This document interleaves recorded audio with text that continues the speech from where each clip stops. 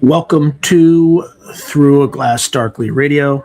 You're listening to us on United Public Radio, and the intro song was Mark of the Doomslayer by Karl Casey at White Bat Audio. All right, the camera's all weird now. So let me try to get this so it is. I'm not looking at in the wrong direction the entire time. I don't even know if that fixed it. I hope it did. Well, let's see. Wrong way.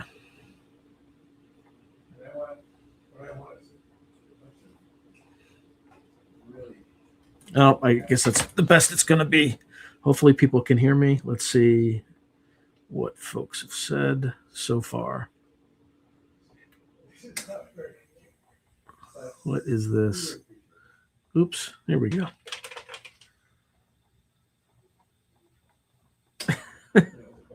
Dennis Martin says, now I'm scared. Hey, Gray Owl, good to see you. Okay. I don't know. I've just heard rumors of what's been released so far.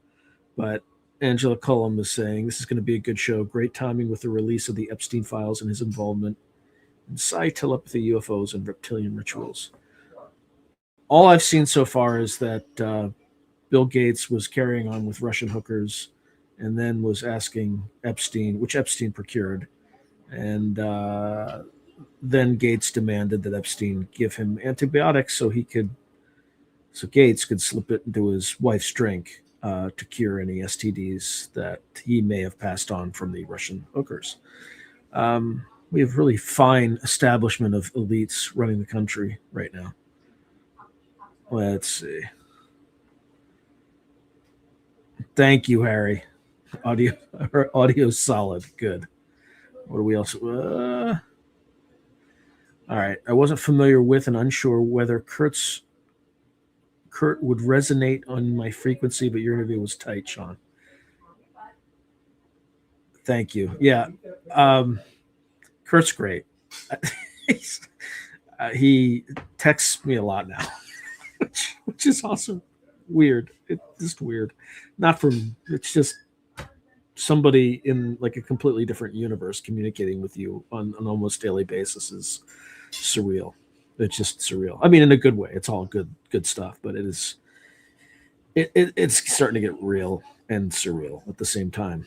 So, and there's 33 right when I said it. Those 30 now it jumped to 35, but it has definitely been surreal. I'm so glad I did that though, and I stayed up late to make sure it got done, because then I had to like fly across the country that morning. So, I spent some time in Miami, which is fine.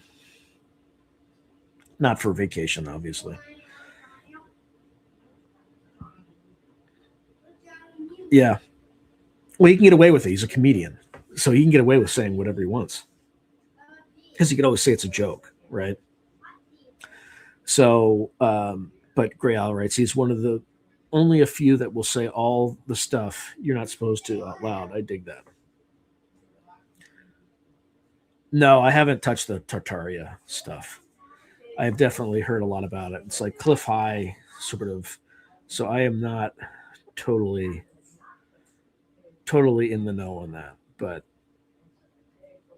yeah, it's going to be a wild 5 years by crypto, especially now when it's like tanking. Now's the time you want to start buying. And by the way, I'm not a financial advisor, yada, yada, yada. Do not take it's not financial advice, blah, blah, blah. Hey, Arizona Raven. Good to hear you. Well, not hear you, but read you, but you're listening. All right, I'm probably just going to get started on this script. Yep. AI can be funny too. I mean, you all know about this. They unleashed these chatbots, and now they have their own forum, and they're sometimes communicating in their own language, which Facebook shut down that experiment when it happened to them years ago, and now it's just kind of just happening. Who knows? This is some crazy stuff. So, all right, I think now I'm just going to get started with the topic because I have a lot to cover. It's not as crazy as it was last week, where I had to like skip entire sections, but there's still plenty of stuff. So, with that, let's get started. All right, block projects and non-human tech retrieval, historical cases, policy implications, and speculative theories. Unidentified flying objects, rebranded in official parlance as unidentified anomalous phenomena, or UAPs, have long been entwined with allegations of government secrecy and recovered alien technology. The term black projects typically refers to highly classified government programs, often in defense, that operate in extreme secrecy. Within ufology, the study of UFO sightings and related phenomena, a persistent belief is that some of these secret programs are dedicated to retrieving non-human technology, namely extraterrestrial spacecraft or debris, and attempting to reverse engineer their advanced capabilities. These beliefs stem from a convergence of historical incidents, official investigations, leaked documents, and testimony from individuals claiming insider knowledge. This podcast aims to explore the evidence and claims surrounding supposed crash retrievals of non-human technology and the secret projects allegedly managing them. It begins with historical cases that seeded the narrative, such as the Roswell incident of 1947, and later government investigations like Project Blue Book. I'm going to just test one thing on sound. I'm going to make sure that... I hate when it does this. Oh, yeah. That would have been a problem. All right. I think we're all good now. So probably would I'm sort of pseudo mumbling because there's people here who are making lots of noise. Let's see. Okay. All right, let me just get back to it. It then examines policy implications, including how secrecy surrounding UFO projects has challenged congressional oversight and public accountability, as well as the potential stakes for science and defense. Next, several speculative theories prevalent in UFO lore, from underground bases to reverse engineering programs, are discussed and analyzed critically. Throughout, declassified documents and whistleblower accounts are incorporated where available to ground the discussion in factual context. A critical analysis section evaluates the credibility of the evidence or lack thereof supporting crash retrieval claims, contrasting sensational assertions with scientific skepticism and official statements. Finally, the conclusion reflects on what this enduring topic reveals about the balance between secrecy and disclosure and the path forward for credible inquiry into UAPs. By applying academic rigor to a topic often relegated to tabloids, the podcast seeks to clarify what is actually known, what remains unproven, and why the idea of recovered non-human tech in secret hands carries such profound implications. As public interest and government attention to UAPs has grown in recent years, including congressional hearings and new legislation, this examination is both timely and necessary to separate fact from fiction in the realm of UFO crash retrievals. So let's talk a little bit about historical background and notable cases. So the Roswell incident and early crash retrieval claims. The modern era of alleged non-human tech retrieval arguably begins with the Roswell incident of 1947. In July of that year, personnel from the Roswell Army Airfield in New Mexico recovered wreckage from a crash on a ranch northwest of Roswell. Initial Army press releases described it as a flying disc recovery, sparking public fascination. But the Army Air Force has swiftly retracted the statement, claiming the debris was merely a weather balloon. The Roswell story faded from attention for decades, only to be revived in the late 1970s when UFO researchers interviewed witnesses like Major Jesse Marcel, who was the intelligence officer who first inspected the debris, and began alleging a cover-up of a crashed alien spacecraft. These accounts included sensational claims that not only had a saucer been retrieved, but also alien bodies. Over subsequent years, Roswell grew into a cornerstone of UFO lore, with escalating assertions of government secrecy and recovered otherworldly technology. Facing public pressure and congressional inquiry by Congressman Stephen Schiff in the 1990s, the U.S. Air Force re-examined the Roswell incident. In 1994, the Air Force published an investigative report which concluded the material recovered was not extraterrestrial, but instead debris from a then-secret high-altitude balloon project codenamed Project Mogul, which had been designed to detect Soviet nuclear tests. The report stated unequivocally that Air Force researchers found no records of any alien spacecraft recovery or alien bodies associated with Roswell, and that the debris was consistent with a balloon device from Project Mogul. A follow-up report in 1997, the Roswell Report, Case Closed, further addressed claims of alien bodies by attributing them to misremembered recoveries of anthropomorphic crash test dummies from high-altitude parachute drops in the 1950s. By the way, crash test dummies did not exist in the 1950s, but that's a minor detail that they glossed over at the time.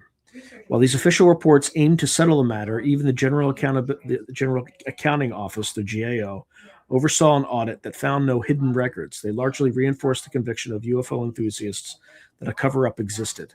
The contradiction between initial witness accounts, like Marcel's later life assertion that the debris was not of this Earth, and the official explanation of a balloon has fueled continuing controversy.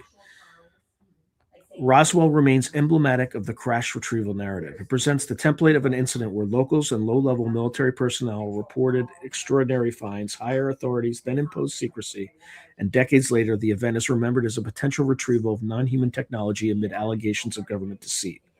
It is important to note that Roswell was not originally considered a UFO event at all in the 1940s. At the time, it was quickly explained away as a balloon and forgotten. Only after UFO researchers in the late 1970s started probing did Roswell become famous.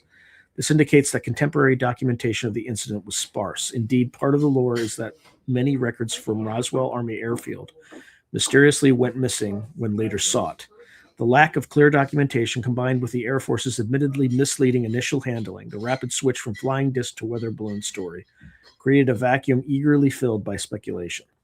The Roswell case thus sets the stage for public skepticism toward official assurances on UFO matters. As one commentator observed, ever since the government's disingenuous response to Roswell, many citizens assume the authorities will never tell the full truth about UFO encounters. This legacy of distrust has informed how subsequent cases and claims are perceived. In the wake of Roswell, other lesser-known incidents also generated crash retrieval rumors. In 1948, just a year later, an incident near Aztec, New Mexico was promoted, most notably by journalist Frank Scully, as another saucer crash with recovered aliens, though it was later debunked as a likely hoax. In 1950, the Wilbert Smith memo in Canada provided an intriguing contemporary hint that the U.S. took the topic very seriously. Wilbert B. Smith, a radio engineer for Canada's Department of Transport, met with American officials and wrote a memo stating that according to a U.S. contact, flying saucers exist, and the matter is the most highly classified subject in the United States government, rating even higher than the H-bomb. He further noted that a small group headed by Dr. Vannevar Bush, who was a top scientific advisor and he's also the founder of Raytheon, was working on the modus operandi of the saucers. This 1950 document, later declassified, showed that high-level interest and secrecy about UFOs were already afoot in the early Cold War, lending some credence to claims that crash retrievals or studies could have been occurring behind the scenes. It is worth noting, however, that no definitive evidence of a recovered craft was present in Smith's memo. It was a secondhand reference to what a U.S. official, believed to be Dr. Robert Sarbacher, supposedly confirmed in conversation. Nonetheless, such hints have become key pieces in the UFO puzzle, suggesting that Roswell might not have been an isolated incident in the eyes of defense establishments. By the 1950s, the UFO phenomenon was widespread in the public sphere, and the U.S. military began official studies. This brings us to the next major historical thread: the Air Force's formal UFO investigations and how they intersected or pointedly did not intersect with crash retrieval claims. In response to a wave of UFO sightings in the late 1940s, the U.S. Air Force created a series of projects to investigate the phenomenon.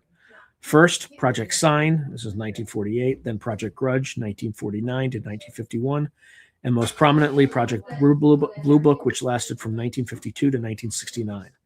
Project Blue Book, headquartered at Wright-Patterson Air Force Base in Ohio, was the longest running and most thorough of these efforts. Over its 17-year span, Blue Book collected 12,618 sighting reports, which is probably roughly equivalent to the number of people in prison in the UK for thought crimes today, of which 701 cases remained unidentified after analysis. Researchers for Blue Book evaluated UFO reports for whether they possessed or posed any threat or if they could indicate advanced foreign technology, especially in the tense Cold War context. The conclusion of Project Blue Book was as ultimately summarized when the project was terminated in December 1969, were negative on the question of exotic technology or extraterrestrial origins. The Air Force reported that no UFO investigated by Blue Book ever indicated a threat to national security. No UFO sightings suggested technological capabilities beyond current scientific knowledge, and there was no evidence that any UFOs were extraterrestrial vehicles. In other words, from the official perspective, Blue Book found mundane explanations, or at least no extraordinary ones, for the phenomenon. This result was in line with the Condon Report, a study by the University of Colorado under Dr. Edward Condon, commissioned in the 1960s, which had recommended that further investigation of UFOs was unlikely to yield scientific value. Following these conclusions, the Air Force shuttered Blue Book and essentially exited the UFO investigation business, stating that nothing since 1969 had occurred to cause them to reopen such studies. However, critics have long pointed out that Blue Book might not have had access to all relevant information. Notably, Blue Book was a relatively open program. Its files were eventually made public and reside in the National Archives, and it explicitly did not deal with highly classified incidents. Any sightings that involved sensitive military systems or locations often bypassed Blue Book and were handled within intelligence channels. For example, if an incident was regarded as potentially involving a foreign spy craft or a U.S. black project, it wouldn't be cataloged in any unclassified database. This has led some UFO researchers to suspect that while Blue Book was investigating lights in the sky for the public record, any genuine crash retrievals would have been pulled away into secret compartments. Commonly cited point is that Wright-Patterson Air Force Base, home of Blue Book, was also home to the Air Force's Foreign Technology Division, which in theory would be the unit to handle crashed foreign hardware. And in UFO lore, Wright-Patterson's Hangar 18 is where Roswell debris and other alien materials were supposedly taken. There's no evidence of these that exists. The coincidence fuels speculation that Blue Book was a public relations effort, while the real action took place in classified projects. During the Blue Book years, rumors of secret committees persisted. In 1953, the CIA's Robertson panel concluded that UFOs posed no direct threat, but recommended debunking and downgrading attention to the topic, in part to avoid overloading military communications or creating public hysteria. This reinforced the policy of minimizing UFO reports publicly. Meanwhile, stories of an MJ-12 or Majestic 12 group, an alleged high-level panel created by President Truman to handle UFO secrets, began circulating by the early 1980s based on supposedly leaked documents. While the FBI investigated those MJ-12 documents and declared them completely bogus, i.e. a likely hoax, the idea itself of a top-tier interagency group on UFO crash retrievals resonated with earlier hints like the Smith Memo, referencing Vannevar Bush. In one notable public statement, former CIA Director Admiral Roscoe Hillenkotter was quoted in 1960 urging the truth about UFOs be made public and warning that Air Force officials were soberly concerned about UFOs behind the scenes, but that secrecy and ridicule were causing the public to dismiss the subject. This from a person of his stature who was later named as one of the alleged MJ-12 members in the dubious documents, gave some credence to the belief that even as Blue Book was winding down, deeper concerns lingered unacknowledged.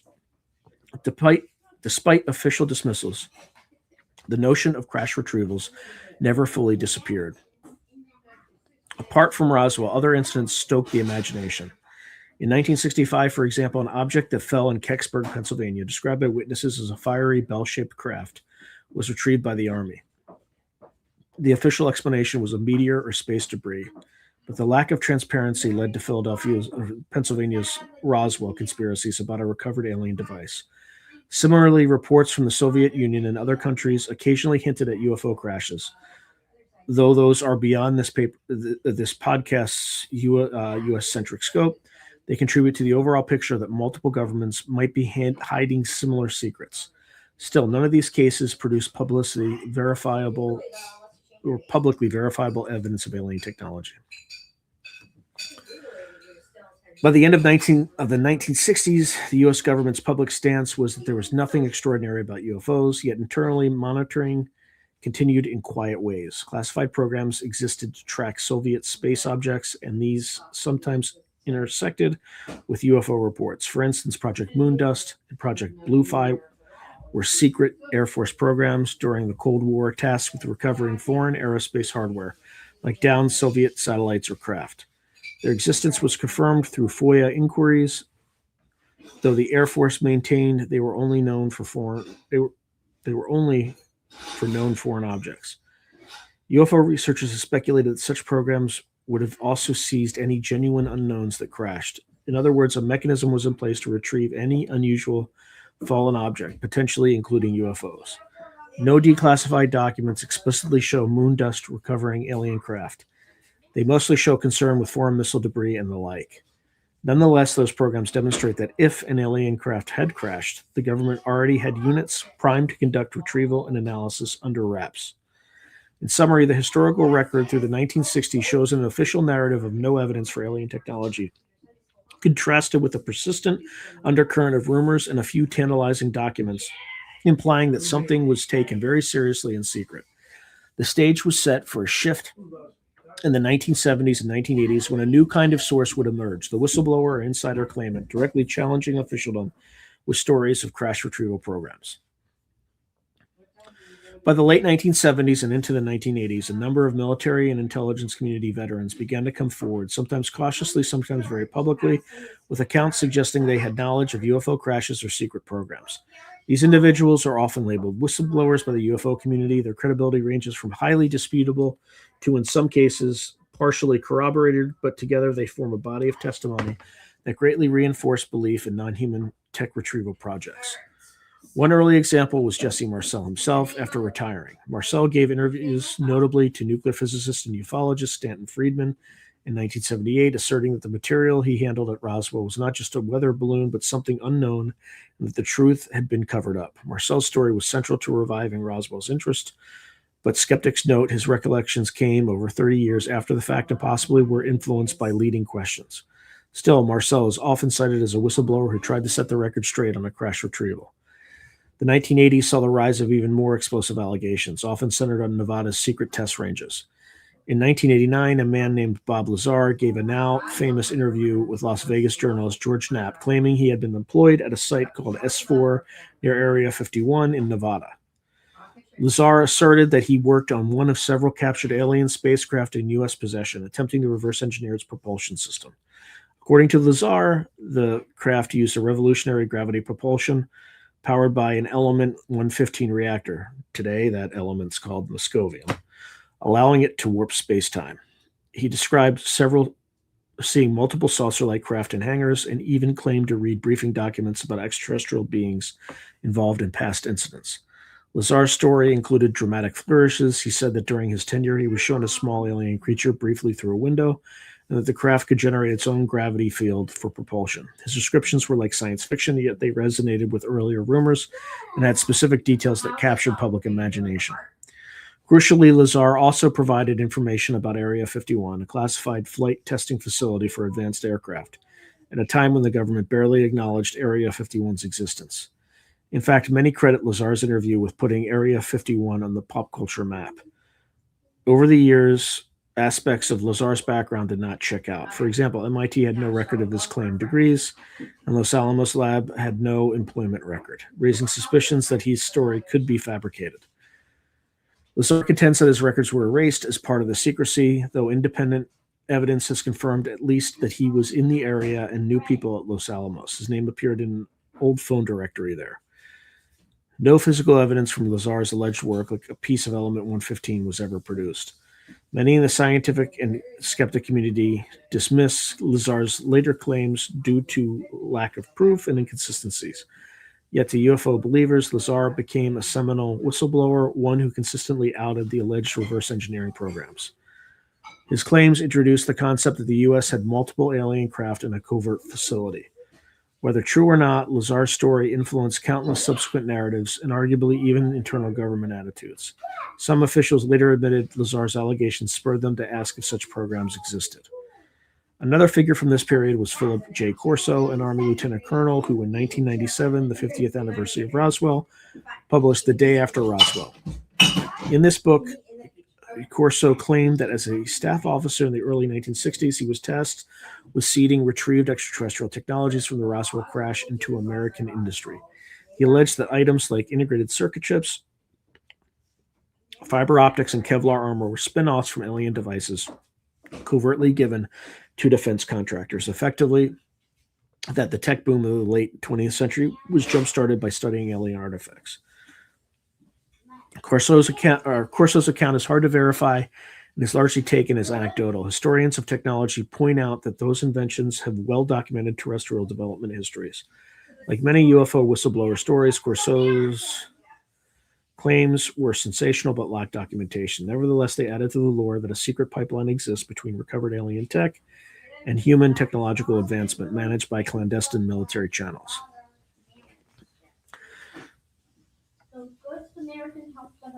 Oh, man.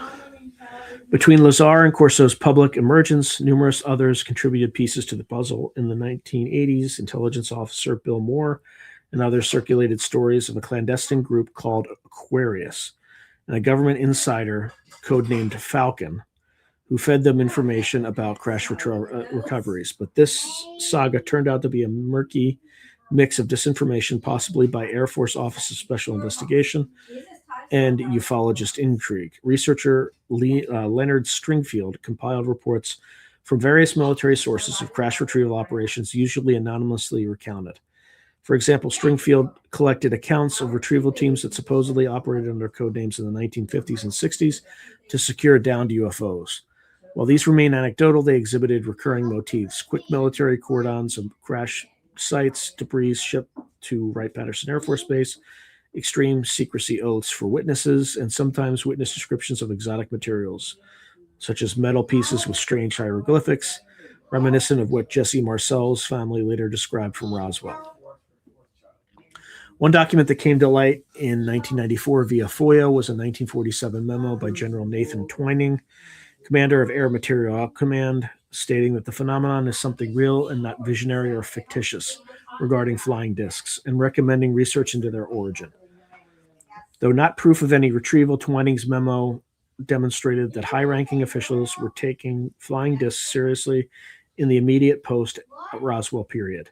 In fact, Twining's Air Material Command would have been responsible for analyzing any hardware, which again points to Wright-Patterson Air Force Base as a key nexus in craft lore. A particularly controversial leaked memo document from the early 2000s, but only publicly revealed in 2019, is known as the Wilson Memo or Wilson-Davis Notes. This purported 15-page set of notes was allegedly written by Dr. Eric Davis, a physicist who had been working on Pentagon contractor research projects, after a meeting in October 2002 with Vice Admiral Thomas R. Wilson. In 1997, Wilson was a deputy director of the Defense Intelligence Agency and later the director of the DIA. He also had earlier been deputy chief of intelligence for the Joint Chiefs of Staff. In the memo, Admiral Wilson purportedly confided to Eric Davis that in 1997,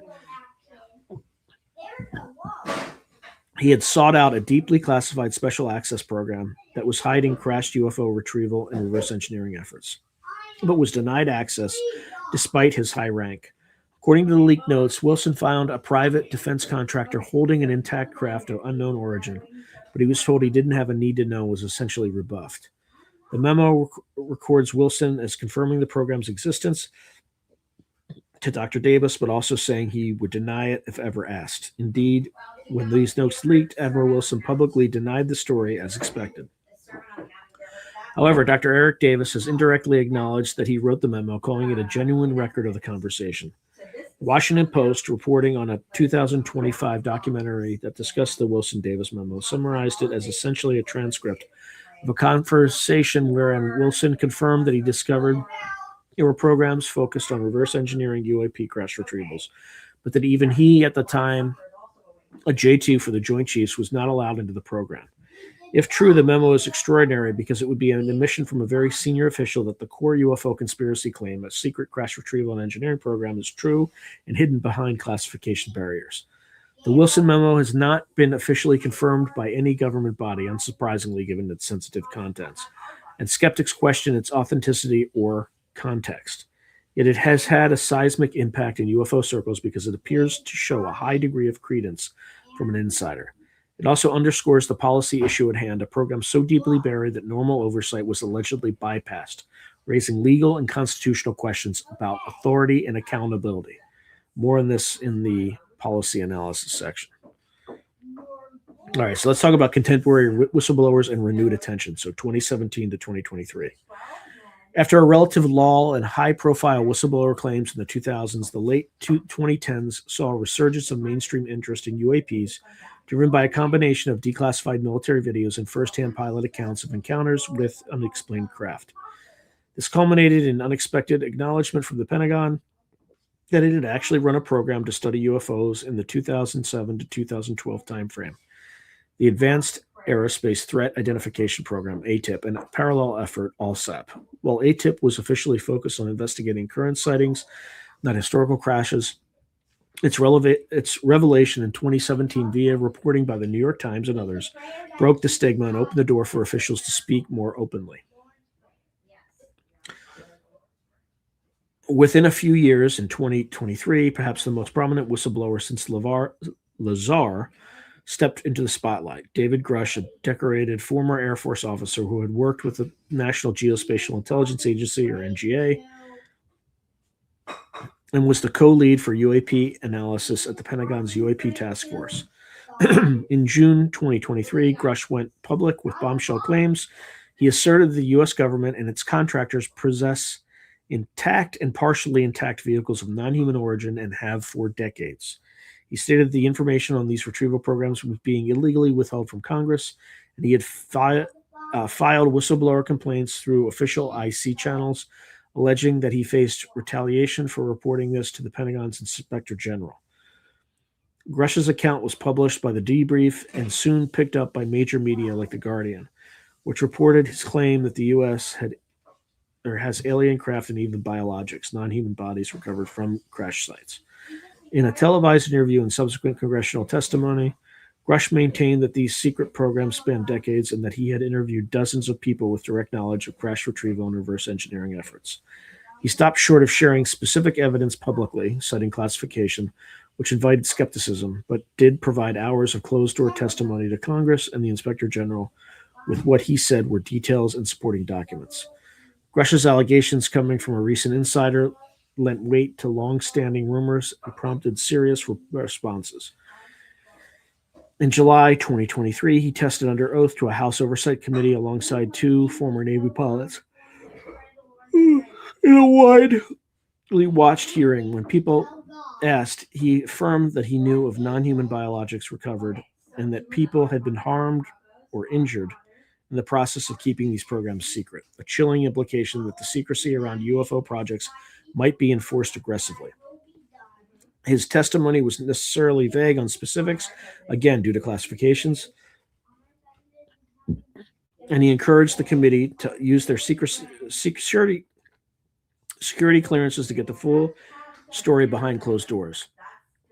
Perhaps most striking was that members of Congress treated his claims with a notable degree of respect.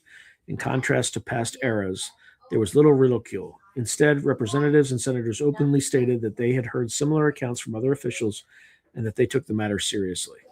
The Pentagon, however, officially denied Grush's core claims. The All-Domain Anomaly Resolution Office, AARO, a new office established by law in 2022 to investigate UAP reports. It's really a counterterrorism operation, basically, or not counterterrorism, a counterintelligence operation, basically. Stated that it had not discovered any verifiable information to substantiate claims that any programs regarding the possession or reverse engineering extraterrestrial material have existed in the past or exist currently. The statement by DoD spokesman Sue Goff in 2023 echoes the long-held line, no proof of aliens or crash debris. It essentially pits the word of an intelligence officer and some as yet unnamed colleagues against the official stance of the Department of Defense. Such a statement is not new in UFO lore, but what is new is the level of congressional interest in adjudicating it.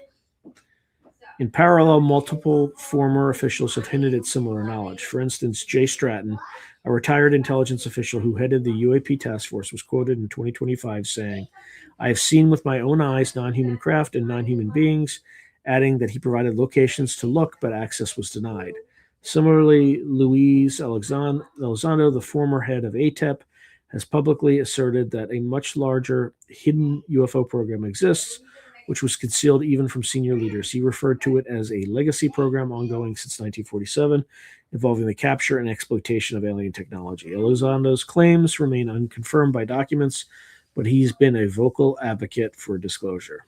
Or he's just, again, another counterintelligence official who is making a lot of noise and then going after real insiders that try to disclose.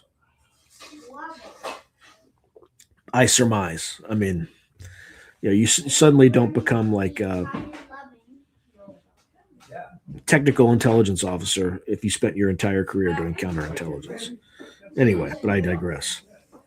Such accounts present a remarkable situation. Individuals with backgrounds in defense and intelligence, some still respected in those circles, claim not only that alien technology is here on Earth, but that a faction within government, often in collaboration with defense contractors, has secretly managed this for decades, keeping even high-ranking oversight officials in the dark. The implications of that, if true, are staggering. It would represent one of the most significant secrets in history, with scientific and geopolitical consequences difficult to overstate. Before delving into those implications, this podcast will outline the speculative theories about what these black projects might be doing and where, according to ufology, they operate. By its nature, this part is conjectural, but it flows from the claims of whistleblowers and the gaps left by official secrecy. All right, so here's some speculative theories of reverse engineering and underground projects. If one assumes, for the sake of argument, that non-human craft or materials have been retrieved by secret programs, what might be happening within those clandestine confines? Ufology offers a range of theories, some grounded in alleged insider knowledge, like Lazar's, and others more fantastical. We will explore a few major themes: reverse engineering programs, subterranean bases and facilities, the incorporation of alien tech in defense, and the handling of recovered extraterrestrial beings. Reverse engineering programs and alien technology research. The primary assumption about crash retrievals is that any recovered craft, whether fragments or intact vehicles, will be taken to secure facilities where scientists and engineers attempt to understand and replicate the technology. In essence, reverse engineering an artifact of presumed extraterrestrial origin.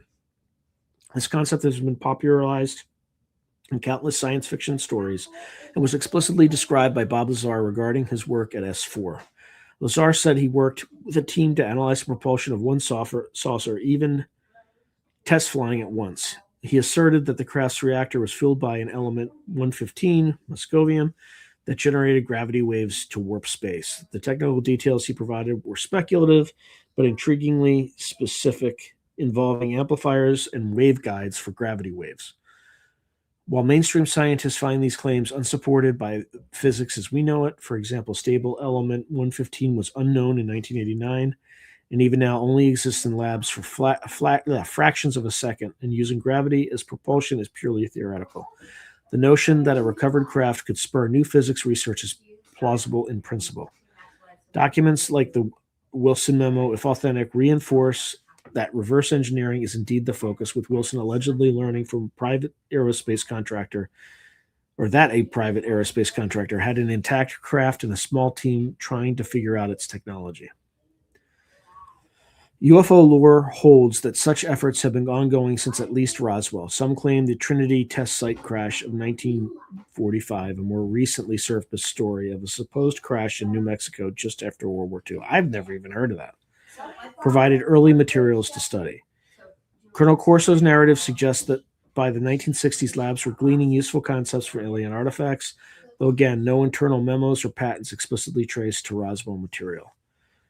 An interesting case often cited is that of metamaterials. Physical samples with unusual isotopic ratios or microstructures have been collected from UFO encounter sites over the years. For instance, Art's parts, pieces of alleged wreckage mailed anonymously to a radio host, Art Bell, for those who are not in the know, at Coast to Coast AM. Some of these samples have had basic analysis like isotopic tests that yielded perplexing results, but nothing conclusive enough to declare an extraterrestrial origin. If an advanced material were found, say an alloy not producible by known metallurgy, one would expect it to revolutionize material science. So far, nothing publicly known has done so. In Sotheby's, no such material has been conclusively found, or if found, it remains secret. The conspiracy viewpoint is the latter, that brilliant advances have indeed made it in secret. One example often given is the stealth technology revolution in the late 1970s. So the F-117 Nighthawk stealth fighter development is an example. In Tonopah, Nevada, which I've been to, and there's like a little monument to it there. Well, stealth was actually an outgrowth of human ideas, a Russian mathematician's equations on radar reflection, etc. The UFO community sometimes speculates that some design elements or materials, like radar absorbent coatings, might have been influenced by studying alien craft. Similarly, breakthroughs like fiber optics or the transistor are eyed with suspicion in some UFO books, even though historical research shows they were human inventions with documented timelines. The believers posit a seed from alien tech may have accelerated them. This is largely rejected by historians, but the narrative persists in part due to works like Corso's and due to intuitive questions like, if a nation truly recovered an alien craft, surely it would try to mine it for all possible knowledge. And if even a fraction of that were possible, the leaps could be dramatic. However, decades of supposed reverse engineering might also result in frustration. Some insiders have suggested that the technology is so far beyond us that progress has been painfully slow. As one apocryphal quote goes, trying to understand it is like giving a smartphone to Leonardo da Vinci.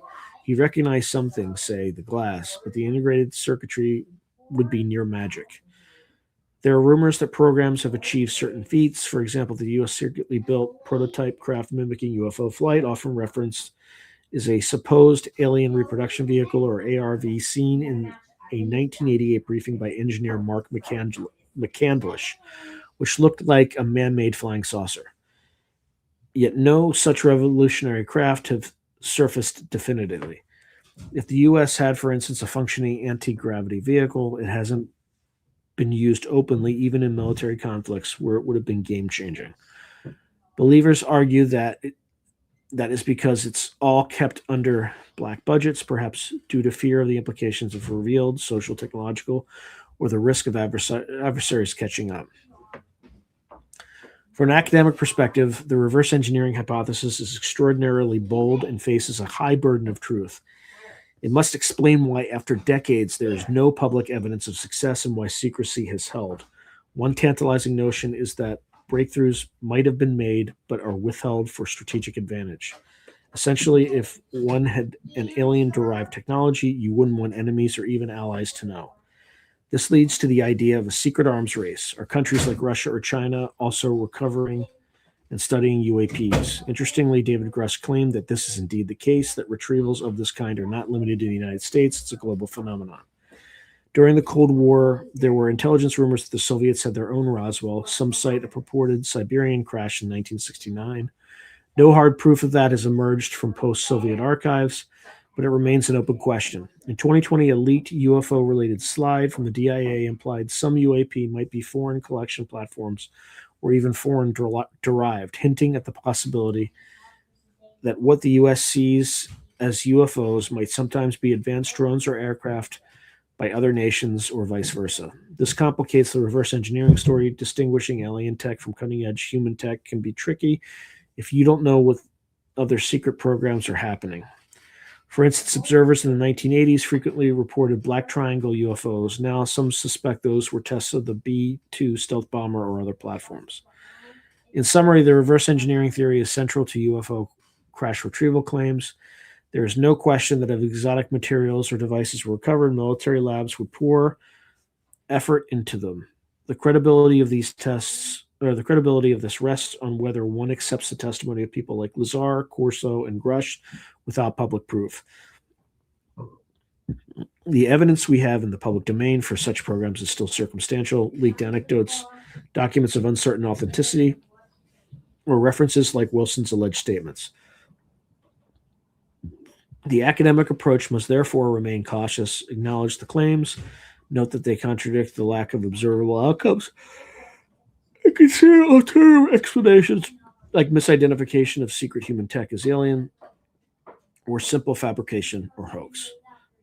The next section on evidence will delve deeper into that. So, underground bases and secret facilities.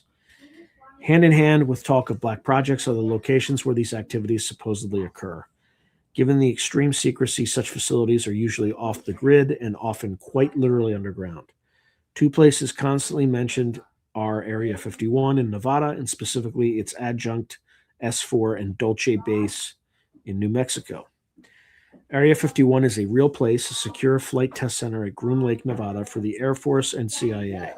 It was established in the mid-1950s for testing the U-2 spy plane and later hosted the development of an A-12 Oxcart, which is a precursor to the SR-71, an F-117 stealth fighter, among others. For decades, Area 51's very existence was unacknowledged by the government, fueling rumors. It became synonymous with alien technology, partly due to Bob Lazar's claims of working on saucers there, specifically at S4, which he located near Papoose Lake, just south of Groom Lake.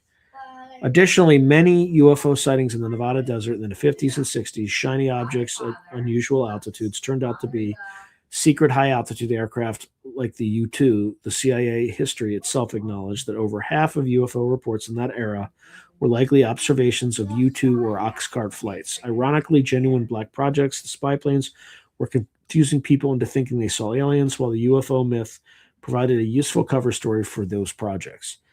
Given that history, it is plausible that any actual UFO-related program would hide alongside other classified aerospace work at places like Area 51. In fact, some of Lazar's defenders say his story might be disinformation deliberately seeded to distract from real secret projects like advanced human-made craft.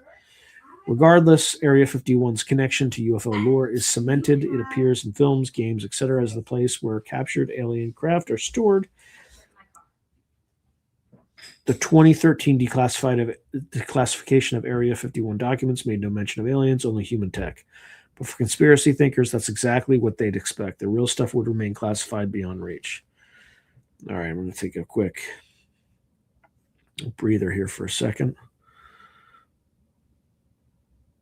Okay. Let me see.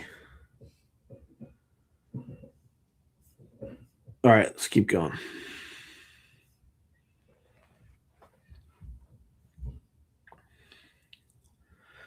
Underground bases are a recurring theme beyond Area 51. One of the most elaborate is the alleged Dulce base. Beneath the Archuleta Mesa on the Jacaria Apache Reservation near Dulce, New Mexico. The Dulce story originated from Paul Benowitz, a defense contractor in Albuquerque, who in the late 1970s became convinced he was intercepting signals from an underground alien facility. He stirred interest in an underground war between aliens and U.S. forces at Dulce. In 1989, a man named Phil Schneider publicly claimed he was a geological engineer who in 1979 was involved in building an underground base at Dulce when a firefight broke out with gray aliens, leaving many soldiers dead and him injured. This reads like pure science fiction, and Snyder's credibility is widely doubted. He died in 1996 under what some call mysterious circumstances. Dulce base has never been substantiated. No satellite or geological evidence shows massive underground facilities, and the tales of hybrid experiments and battles remain unfounded. Yet the Dulce mythos grew, incorporating notions of genetic labs, jointly run ET human programs, and dark experiments. From an academic lens, Dulce is an example of modern folklore in the UFO subculture, a terrifying narrative with virtually no proof, likely spawned by a mix of paranoia and possibly government disinformation. Some evidence suggests Benowitz was fed false UFO stories by U.S. Air Force intelligence to distract him from real classified projects he'd observed. The value in studying Dulce is understanding how unverified claims can blossom into an intricate mythology believed by many. There are also more grounded references to underground facilities. Many secure military installations have underground levels for obvious reasons: protection, secrecy, nuclear bunkers. Wright-Patterson Air Force Base's legendary Hangar 18 and Building 18 is one such rumored storage site for alien remains. The Greenbrier Bunker for Congress continuity and others prove the U.S. built extensive bunkers. In Nevada, the Tonopah Test Range and the Nevada Test Site and underground tunnel complexes. So in theory, hiding an alien craft in a deep vault is feasible. Lazar's claim of an S4 facility carved into a mountain near Papoose Dry Lake with hangar doors blended into the hillside is interesting. That kind of covert hangar door was actually used at other sites, for instance, some Soviet bases. Could S4 exist, possibly as part of Area 51's vicinity, though no public satellite imagery shows obvious infrastructure there. Other reputed sites include Edwards Air Force Base in California. Some say a secret vault exists there. Nellis Range, Dugway Proving Ground in Utah, sometimes called the New Area 51, and certain laboratories like Los Alamos and Sandia, where advanced materials might be studied. The UK's RAF Rudlow Manor and Russia's Kapustin Yar have similar reputations abroad. Again, concrete evidence is lacking. In sum, the notion of underground or otherwise inaccessible bases is used to explain why no outsider can verify these claims. Everything happens in sealed environments far from public view, often literally under tons of earth. That renders the claims unfalsifiable in many ways, which is why critical analysis is needed, as we will do in the next section on evidence.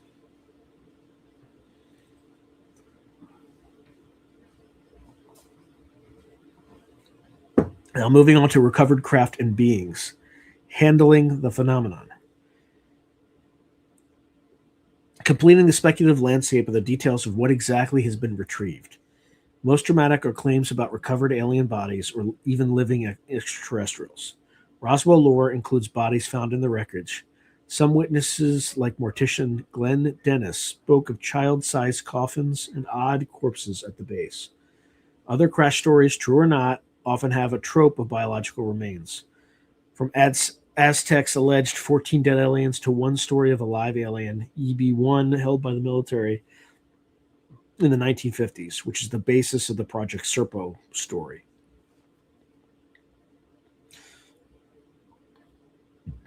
These narratives are unverifiable and often inconsistent. Yet as recently as 2023, David Rush stated under oath that non-human biologics have been recovered alongside crashed craft. He did not elaborate publicly, but this single line made global headlines. If true, the presence of bodies would obviously be a huge deal, not only for science, but also ethically and theologically for some. How would the government handle an alien crew, dead or alive? Speculation runs wild. Secret autopsies, as in the famous 1995 alien autopsy hoax film, communication attempts with living beings, and so on. No hard evidence of alien bodies exists in the public domain, not even a convincing photograph. The alien autopsy footage was debunked. Alien-looking dummies or cadavers pop up, but none proven real. This lack of evidence is often rationalized by extreme secrecy. It may also be that these stories are just that, stories that proliferate in an information vacuum. Another speculation is that recovered craft might not necessarily be extraterrestrial in the classical sense, but could be interdimensional or from some other origin, time travelers, etc. This is because some UAP encounters defy not just aerospace, but seemingly physics, for instance, instantaneous acceleration. A few researchers suggest that technology might involve higher dimensions or consciousness aspects, ideas far outside mainstream science, but mentioned by figures like Dr. Eric Davis in theoretical papers. If that were the case, reverse engineering might require not only new physics, but a new understanding of reality, A daunting task indeed. For the scope of this podcast, such metaphysical speculation will be set aside. The standard assumption is we're dealing with nuts and bolts craft, possibly from other planets, and perhaps their pilots. One more theory worth noting is the idea of a controlled disclosure. Some believe that elements within the secret program want to reveal what they have slowly to acclimate the public. They point to how UFOs have been increasingly acknowledged by government statements since 2017 as evidence of this softening. The recent congressional push discussed below might be part of an organized plan to finally integrate this knowledge into public domain. Or conversely, it might be the first real challenge to the cabal of secrecy by outside officials. In either case, it's clear the topic has moved from fringe to a degree of legitimacy, which itself is an interesting social and political shift. Having laid out the major speculative elements, reverse engineering labs, secret bases, recovered crafts and bodies, and even conspiratorial structures like MJ-12, we now turn to analyzing how much of this is supported by credible evidence. The following section critically examines the quality of the evidence behind crash retrieval claims, weighing whistleblower testimony against official records and scientific scrutiny.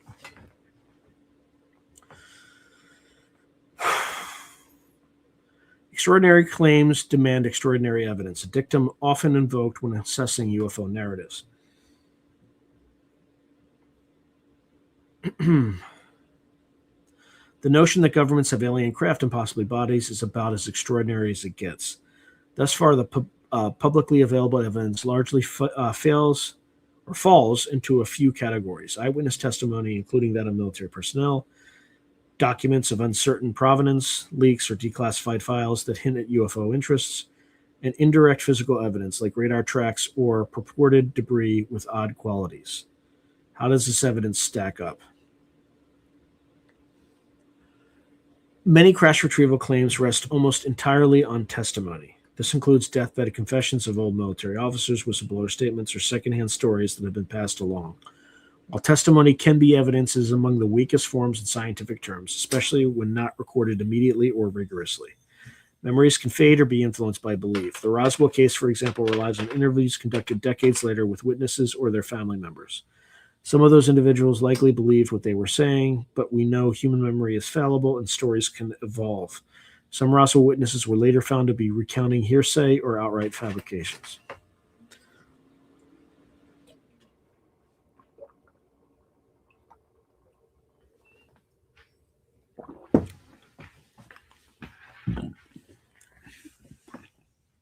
Whistleblower statements like those of Lazar or Grush are given more weight by enthusiasts because these individuals are presumed to have been in positions to know.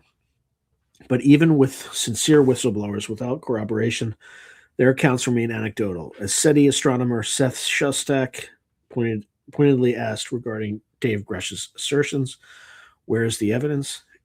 Shostak noted that neither Grush nor others claiming secret knowledge have produced convincing photos showing alien hardware splayed across the landscape. We are not talking about a tiny, ambiguous speck, but supposedly large craft. The absence of any clear photograph or piece of an alien vehicle in public hands is indeed conspicuous, given the magnitude of the claims. Believers counter that any such evidence is classified and confiscated immediately. That could be true in cases of government retrieval, but what about the numerous civilian reports of crashes? If even one genuine UFO had crashed somewhere remote, one might expect to get a piece to escape containment. So far, none have incontrovertibly. Physical evidence, or lack thereof, is the Achilles heel of the crash retrieval theory. Take the example of alleged debris. The Roswell debris that Major Marcel showed in 1947 photos turned out to be foil, rubber, and sticks, consistent with the balloon radar target, not an exotic material from beyond Earth. Apologists argue that this was a switch and that the real debris was hidden. But again, no one has produced that real debris publicly. The U.S. government has released piles of documents on UFOs due to FOIA, but nothing confirming a recovered saucer. Yet many documents show interest in UFOs. So, for instance, the CIA and DIA tracking sightings or Project Moondust references to UFO reports, but nothing like a program manual for alien tech. Psalm 101 kind of that exists. Is that real? I don't know. Even the Wilson Davis notes, if genuine, only confirm existence in a hearsay manner. They told Wilson they had a craft. The lack of photographic or metallurgical evidence is telling. As Shostak argued, if extraterrestrial visitation were real, thousands of scientists would be fighting one another to study it. That's bullshit. And the government would want it studied, not just hide it in a warehouse. This touches on a paradox. What is the end game of secrecy if we have this marvel in our possession? Why wouldn't the government leverage academia and private industry broadly under NDAs if needed to exploit such tech fully? Some suggest they have quietly via defense contractors, but then our technology should have leapt ahead in noticeable ways unless one believes it has and it is all classified. Shostak also points out the difficulty of containing such a huge secret indefinitely. Alien visitation is not something that could be kept secret. The size of such a secret is just too big, he writes. This resonates with statements from officials like Senator Lindsey Graham, who said, if we'd really found this stuff, there's no way we could keep it from coming out. Or from the chairman of the Joint Chiefs of Staff, General Mark Milley, extremely credible character, who flatly stated he had seen no evidence of aliens or cover-ups and implied it would be unsurprising that rumors spread in a large organization without foundation. The counter-argument is an appeal to the effectiveness of compartmentalization and oaths, that only a tiny core knows the full truth and everyone else knows bits and pieces under threat of severe penalty for disclosure. Indeed, the theory goes that's why no one has come forward with a piece of a UFO. They fear imprisonment or worse.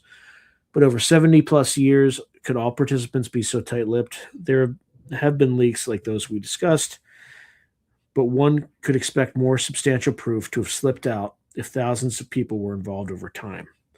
Let's examine the credibility of some specific key claims. All right. Just give me a second.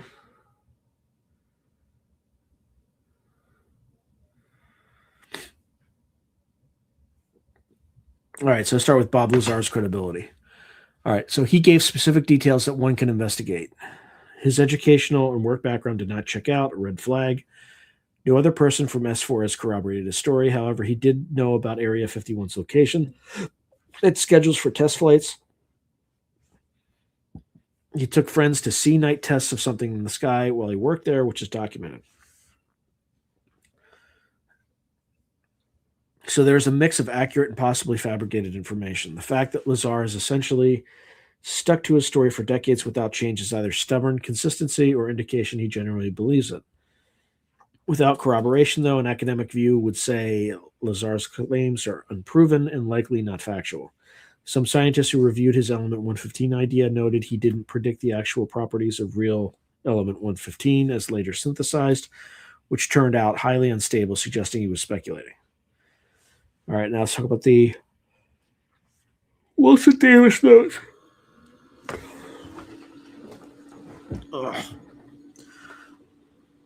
These have some credibility by association. Davis is a known scientist. Halpathoff and others vouch that the meeting happened, yet Admiral Wilson denies it, and no official has confirmed it on record. If it were true, Wilson's denial is expected, but it leaves us unable to verify. Skeptics suggest it could even be a fictional scenario Davis wrote as a thought experiment, or that Wilson was pulling Davis's leg. Proponents say too many specifics in it ring true. It certainly hasn't been discarded outright, but by academic standards, we can treat it as a verified source, only a very intriguing one. We can't treat it as a verified source, only a very intriguing one. So David Grush's claims, he at least followed proper channels, speaking to the Inspector General and Congress under oath. What he hasn't done is provide physical or documentary evidence to the public. He says he can't. It's classified. The intelligence community's IG found his complaint credible and urgent enough to forward it to Congress per reporting, meaning they deemed his general credibility high. Yet the Pentagon says they have no evidence. It could be that evidence existed in SAP, not revealed to Arrow, which is essentially Grush's contention. Until Congress or someone produces hard proof, we're in a he said, they said standoff. Analysts like historian Gregory Aigian, or Eghigian, I have no idea to pronounce that, note that while Russia's stories ups the ante, it's very hard to take seriously unless we start getting some real evidence of a forensic nature. The hearing with Grush did not yield new evidence, only his statements. Some of his claims, like individuals being harmed to protect the secret, are particularly alarming but unsubstantiated publicly. These require investigation, which Congress appears to be doing behind closed doors. Official statements and investigations. The fact that Congress is now openly pursuing this with bipartisan support is significant. They wouldn't likely do so if they thought it completely baseless. That said, there's also political and public pressure to at least look. It doesn't mean they have confirmation of anything yet. If these efforts, like the coming Records Review Board or further hearings, come up empty-handed, then the skeptical position will be strengthened. And there's disinformation hoaxes. The UFO field has a long history of hoaxes muddying the waters. The Majestic 12 documents are considered fake by most researchers, including many UFO proponents. The alien autopsy was a hoax. Some supposed whistleblowers turned out to be con men. There's also a documented case of U.S. counterintelligence feeding fake UFO stories to hide real programs. I'm looking at you, Lou Elizondo. The Benowitz case around Kirkland Air Force Base, so it's plausible that some crash retrieval lore was deliberately planted to mislead, which makes analysis tricky. Which parts are potentially real and which parts are false trails? Academically, one must apply source criticism who benefits from a given story. For example, Lazar's tale in 1989 diverted attention from experimental aircraft testing, like the then unrevealed B-2 bomber at the Nevada test site. True or not, it had that effect. Conversely, Grush's claims in 2023 have led to calls for far more oversight on classified programs, not an outcome DoD would want if they were hiding something mundane. Then there's science versus sensationalism. The scientific community, by and large, has not embraced these crash retrieval claims due to the lack of verifiable data. As Shostak quipped, scientific discoveries can't be classified. Any genuine alien artifact would draw scientists like moths to a flame. Moreover, our current understanding of physics does not rule out interstellar travel, but it doesn't make it easy either. If aliens have come, there should be multiple lines of evidence, not just crashes, unambiguous symbols, etc. The fact, or signals. The fact that UFOs remain elusive and often seen in ambiguous circumstances suggests to many scientists that they are likely either natural phenomenon or human tech. Even the extraordinary flight characteristics reported, instant acceleration, right-angle turns at high speed, etc., have prompted theories like advanced drones, electronic warfare, spoofing sensors, or novel physics. But nothing confirmed as alien. One should also consider the sociological aspect. Ufology has many true believers who may be less critical in assessing information that supports their belief. For rigorous analysis, one has to examine whether claims have been independently verified. In most crash retrieval stories, the answer is no, they remain singular narratives.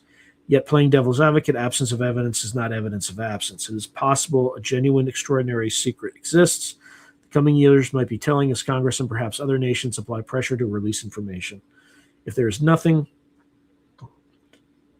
we might finally get clarity that these were myths. If there is something, even a small confirmatory leak, say a piece of unknown matter or a clear photo from an insider with provenance, would change the debate drastically. All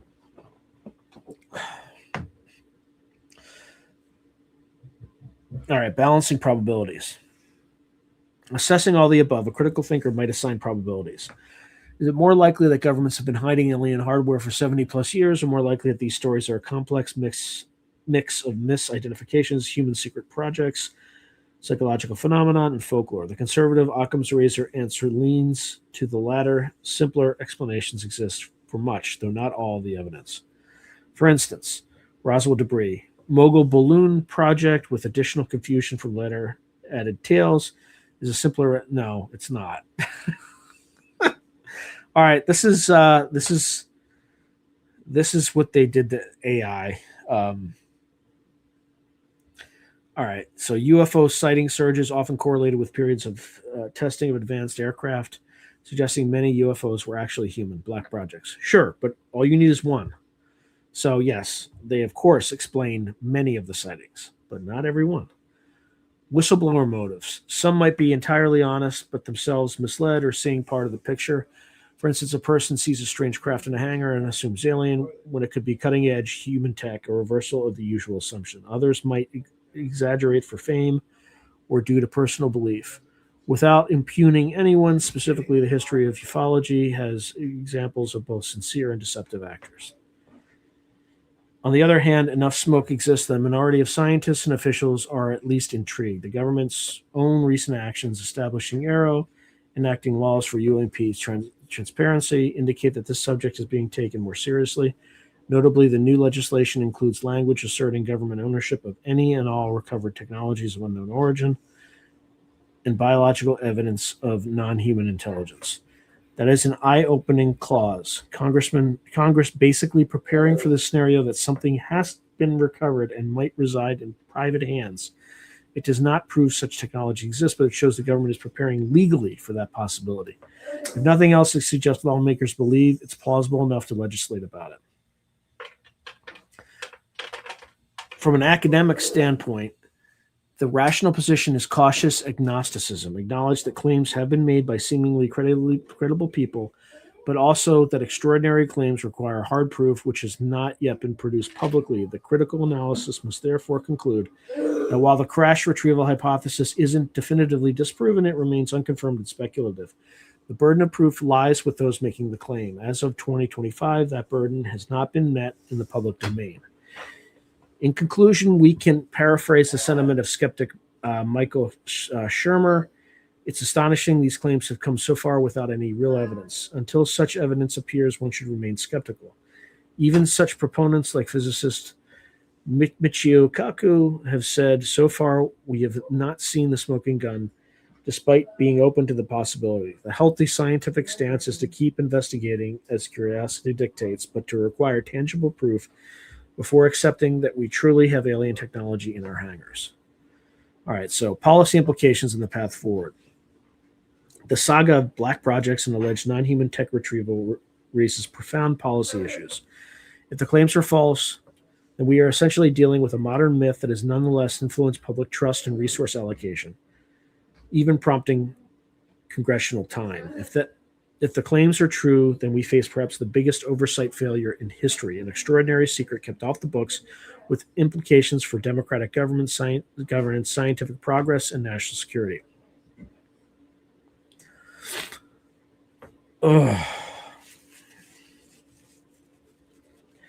Let's consider the implications under the assumption that there might be truth to some of it.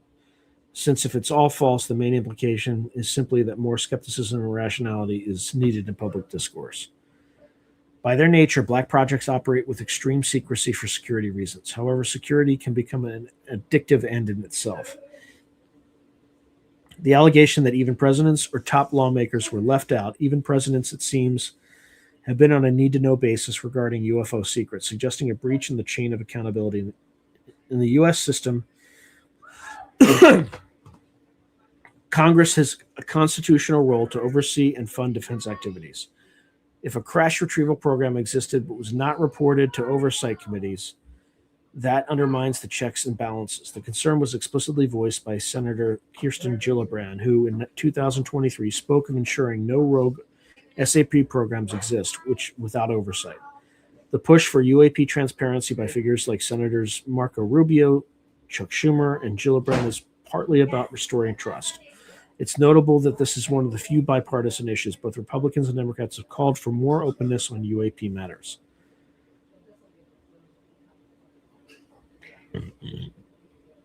In late 2022, the National Defense Authorization Act, the NDAA, for 2023 included provisions establishing a secure process for whistleblowers to report UAP-related information without fear of reprisal.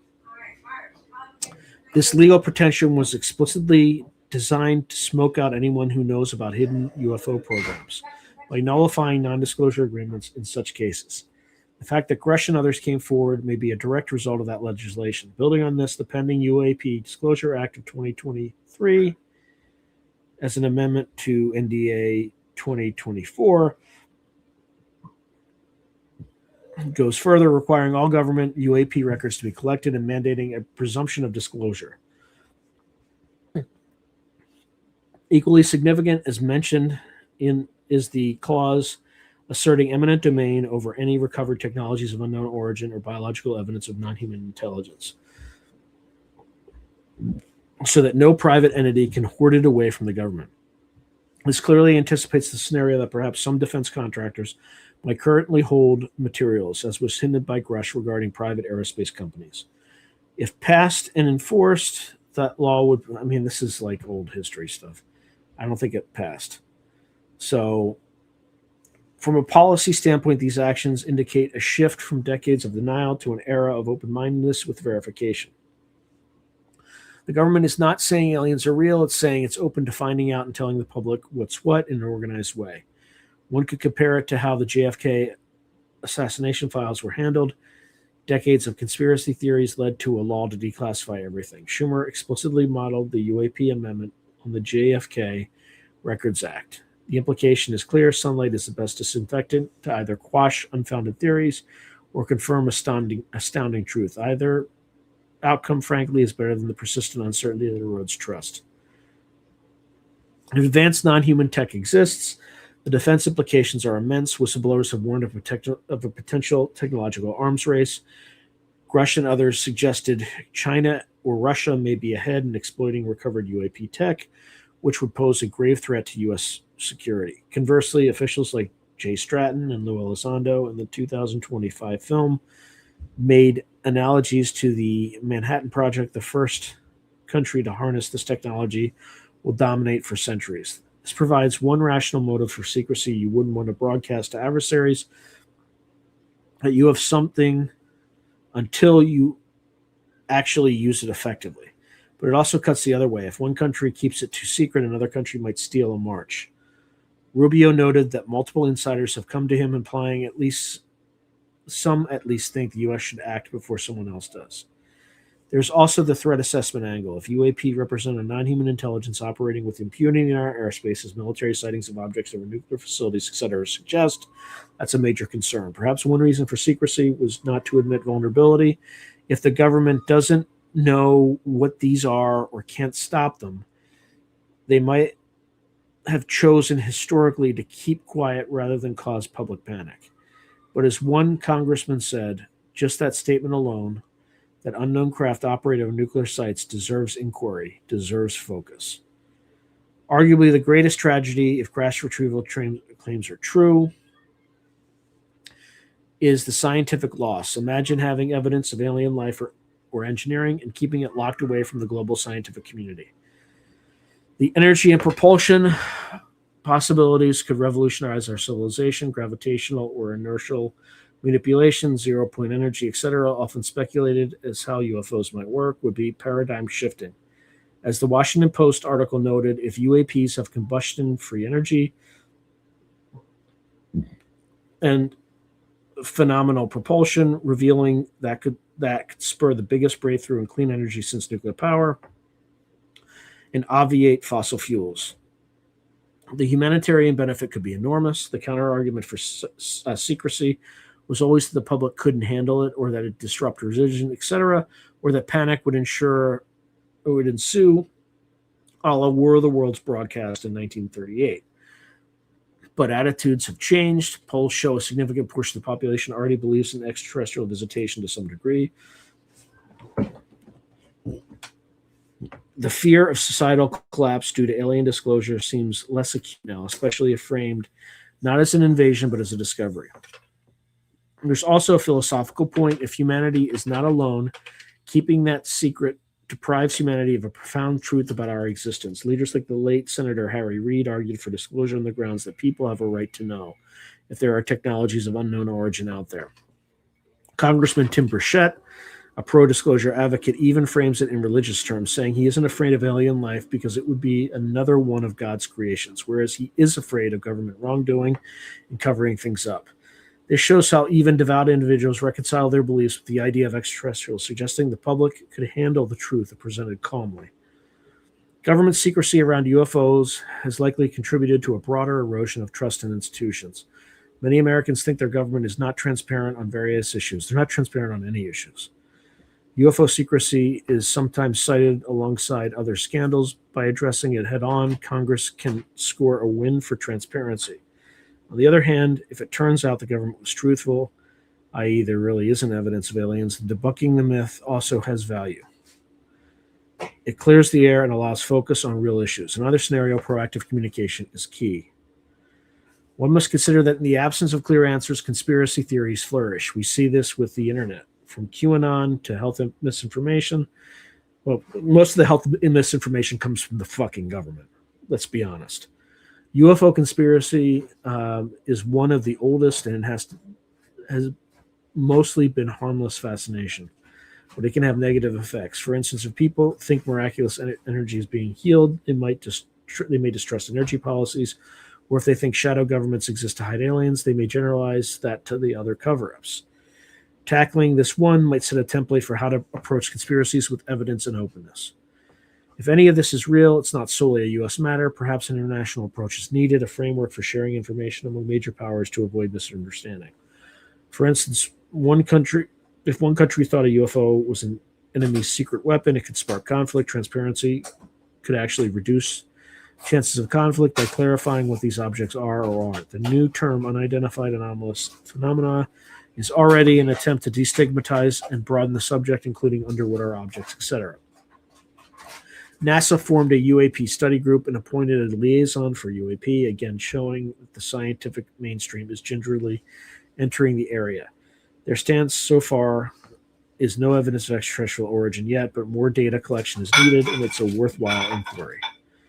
Another subtle implication, if one assumes crash retrieval is true, how much has been learned and what's the holdup in revealing it? If, say, propulsion principles were understood to an extent, could the government eventually roll out new technology without saying, oh, by the way, this came from aliens? Some analysts suspect one reason for slow disclosure is that the powers that be want to figure it out first so that when it's revealed, they can present it as a fait accompli. Like, here's a craft we built that can do X, surprise. However, that might be overly optimistic. They might have very little figured out. Lastly, ethical considerations. If biological entities were recovered and perhaps even kept alive, some stories allude to living ETs in captivity. That raises enormous ethical concerns about treatment of another intelligent species and about communicating with them or learning from them. There are even claims, unproven, of agreements or cooperation between aliens and secret government factions, which ventures into deep conspiracy territory popularized by authors like Bill Cooper in the 90s. There's no evidence for that, and it frankly stretches credulity and isn't necessary to explain retrievals. But if one imagined an alien survived a crash, ethically you'd treat it as a sentient being deserving of rights, not just a lab specimen, a discussion humanity might need to have in the future. The policy landscape is shifting toward disclosure and accountability. Whether that results in confirmation of aliens or just better organized data on UAP, it's a significant development. Those within government who believe in the reality of crash retrievals are essentially saying the secrecy has gone on too long. It's time for the truth. Those who are skeptics in government probably see this as a chance to quell the rumors by showing transparency. For instance, see, we looked and nothing's there. Either way, more information should be released. As of this podcast, we stand at a crossroads. Congress mandated reports, and they have come out. The 2021 and 2022 UAP reports acknowledging many cases remain unexplained, but also not leaping to alien conclusions. A new push for historical records is underway. If the result by, say, 2026 to 2027 is a continued lack of concrete evidence, the UFO retrieval claims may fade until the next big claim. If, however, even one piece of definitive evidence emerges, say a government official holds up an alien alloy fragment with isotopic ratios not found on Earth, it will mark a paradigm shift. This is why many are watching closely. The implications for science, new physics, defense, new tech and security paradigms, and society, we're not alone moment, are enormous. In preparing for either outcome, the best approach is rigorous investigation, as is finally happening. In a sense, the UFO question is moving conspiracy theory territory into a realm of legitimate inquiry, which is where it can finally be resolved one way or another. 70 years after the Roswell incident, the topic of black projects and non-human tech retrieval remains both tantalizing and elusive.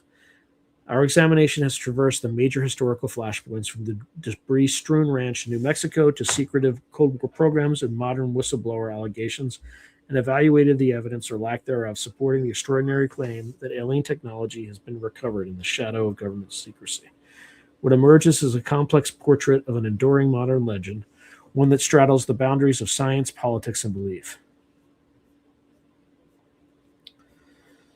Whew.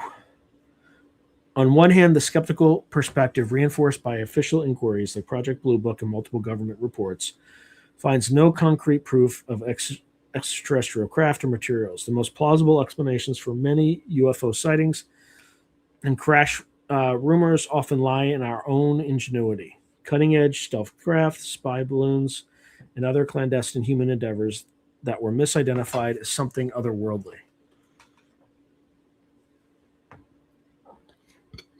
The historical pattern of secrecy around advanced military technology has unquestionably fueled UFO speculation, as we saw. The CIA's U-2 and Oxcar programs inadvertently generated UFO reports by flying higher than anyone thought possible. In that sense, black projects have indeed been intertwined with UFOs, though not in the alien way many imagine, but rather as the hidden drivers of sightings.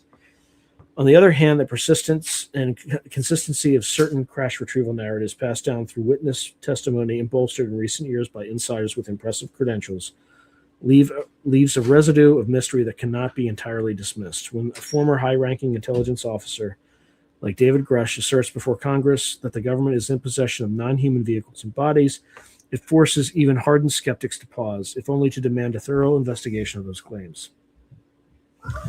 The same goes for the leaked Wilson Davis notes suggesting a hidden reverse engineering program. These are not accounts of random citizens, but of individuals from within the national security establishment. The credibility of such claims must be weighed carefully, not accepted at face value, but not ignored either. As of now, the scales still tip in favor of skepticism simply because the evidentiary bar for we are storing alien spacecraft is astronomically high. The critical analysis in this podcast highlighted that we have yet to see physical, independently verifiable evidence to substantiate the crash retrieval stories. No alien alloy, no undeniable spacecraft,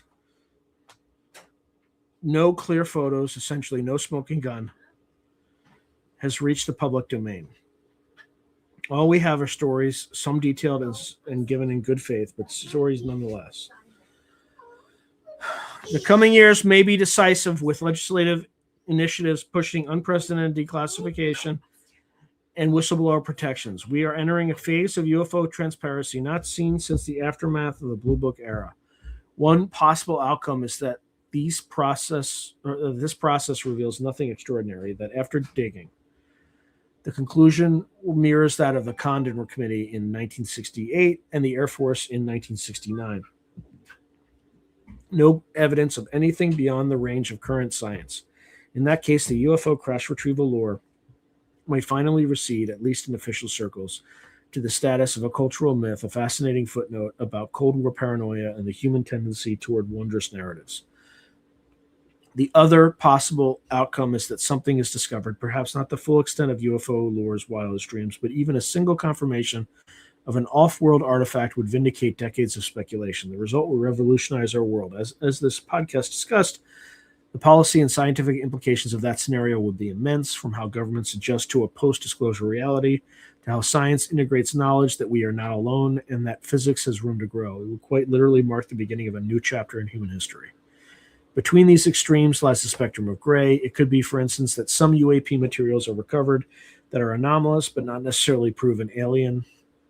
Ambiguous findings that keep the debate going. It's also possible that advanced technology in U.S. arsenals developed in black projects might be unveiled and mistaken by the public as alien because it's so advanced, a sort of reverse of the original confusion. For example, if novel propulsion aircraft is revealed in 2030 that can do what UFOs are reported to do, some might think, aha, they had alien tech, when in fact it was a human innovation all along, or vice versa. Distinguishing cause and effect in this shadowy area can be challenging.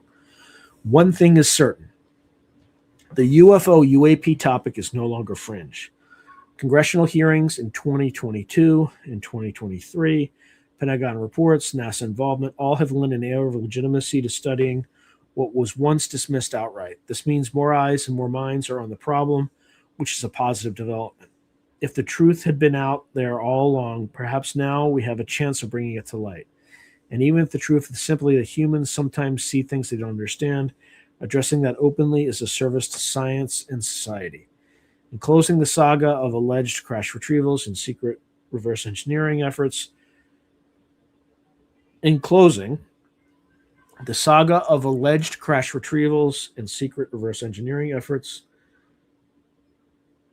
teaches us several lessons irrespective of its factual outcome. It highlights the perils of excessive secrecy, how a lack of transparency can breed rumors that are hard to disentangle from reality.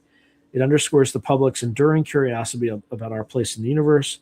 People are inherently fascinated by the possibility of other intelligences and advanced technologies, and that curiosity can drive both healthy scientific inquiry and wild conjecture. It also demonstrates the importance of maintaining a balance between necessary national security secrets and accountability. A democracy must continually negotiate that balance to retain public trust. This podcast has treated the subject with academic rigor, citing sources from Air Force reports to whistleblower statements to navigate between naive credulity and dismissive skepticism. In doing so, it aims to provide a comprehensive overview that respects the complexity of the issue. Black projects and non-human tech retrieval might sound like the plot of a Hollywood thriller, and indeed it has inspired many. But it is also a serious question that touches on government integrity, the advancement of knowledge, and possibly the cosmic narrative of humanity. As we await more information, it is prudent to keep an open mind, one that is open to transformative evidence, but also anchored in rational analysis. In the end, perhaps the value of the UFO crash retrieval topic is that it challenges us to broaden our thinking while sharpening our demand for evidence. It sits at the intersection of wonder and skepticism. Whether the final verdict is confirmation of alien contact or a grand illusory tapestry woven from misperceptions, we will have learned something either way about the universe or about ourselves. And in either case, the pursuit of truth carried out in the clear light of scrutiny remains our best guide forward. Oh, glad that's over. Good Lord. Too much. I gotta figure out a different format because this is making me go blind. All right, let's take a look at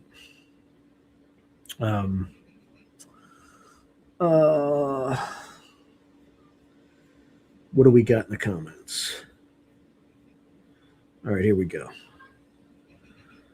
Oh yeah, Babylon 5 is awesome. Mitch Sandman. I'm glad you're rediscovering it. It is fantastic. Wait, what? Oh, I just jumped over something. Hey, thank you, Harry. I appreciate that. Thank you for the super sticker. Much appreciated. That's fantastic. Thank you. All right, so we got the Rediscovering Babylon 5. Yeah, thank you. Thank you, Harry. Yeah, hit the like button, folks. Correct. Actually, that reminds me. There we go. Just throw that in there. That way I don't have to keep repeating it. Oh, no. Okay, good. This is the same place. All right. Hi, Guardian Engraving. Guardian Invading. Yeah, that's great change. Yeah, I know. I can't control it. I can't control the fucking background noise. I know. I agree. It was infuriating during the whole fucking thing. There's nothing I could do about it. So I'm not yelling at you. I'm just I'm so frustrated by it. I love the ambient background noise. Thanks, Grail. Yeah, I have in-laws over, so I can't control it.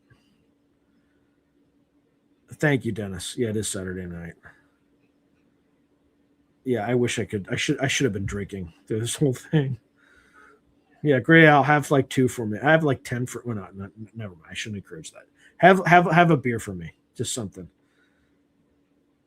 Okay, so Gray Al saying Roswell was, in my humble opinion, a Trojan horse. The feds took like crazed schoolgirls pissing their lying pants on, maybe on fire.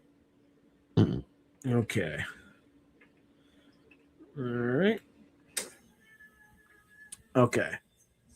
So Grail writes, if the weakest counter argument against Lazar to say that because the feds erased his school records and everything he says is sort of hoax. I mean, use your heads. Yeah, I know. All right. Corso seemed to believe that this was all set up by the EB. Yeah, it might have been. Okay. Gray Al saying the gray squids are tap dancing all up the feds' noodles, and the feds don't even know it. Fools. Okay. So Solite US Expat says, Sean, have you thought about perhaps interviewing UAP Gerb? I was listening to Psychoactiva podcast, and Pavel will be interviewing him soon. Also, UAP Gerb is dropping names. Maybe. I also thought about interviewing Pavel too, um, but I just haven't. I've been like so buried in like all my stuff that I haven't had any time. I'm exhausted. I just haven't. I interview Peter Carroll again tomorrow though, so we'll get some more of that. Okay. So Dennis Martin says, so they're saying we were lying before, but we're not lying now. How's that? Yeah, they're lying. They're always lying. Yeah, I stopped. I was always suspicious of him, but where he really jumped the shark was when he showed the irrigation circle in front of Congress. In fact, I was at a soul event that was like local because I'm local to Stanford is close, but it's not that close.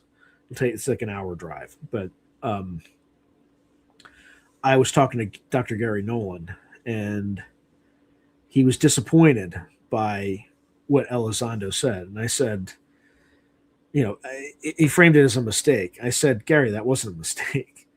And he's just like, well, I make mistakes. Like, I'm like, yeah, Gary, yeah, we all do. But would you make that mistake in front of Congress? And he kind of just said, no, I wouldn't. I'm like, yeah, it's not a mistake. It was intentional so they could discredit it. You know, they could discredit that committee if they needed to. Oh, that's random. Just somebody just texted me something. There's like an article, and it said former Delta Force commander claiming they saw demons in Somalia. What the fuck? Retired Lieutenant General William Jerry Boykin and former commander of U.S. Army Delta Force claimed U.S. forces encountered jinn like entities and UFOs during operations in Somalia.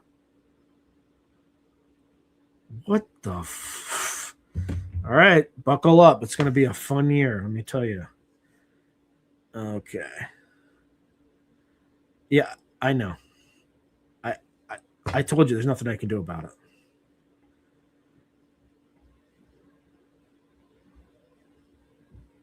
Okay.